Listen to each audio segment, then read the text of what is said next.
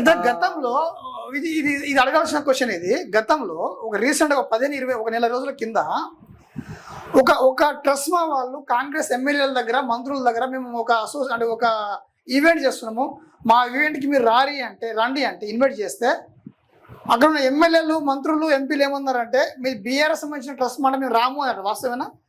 ఎక్కడ సార్ ఇది ఎమ్మెల్యే గారు మంత్రులు ఎందుకు రాలేదు?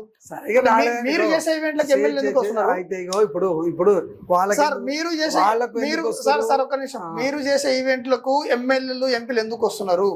ఆ ట్రస్ట్ మాల్ చేసే ఈవెంట్స్ కి ఎమ్మెల్యేలు మంత్రులు ఎంపీలు ఎందుకు రావట్లేదు?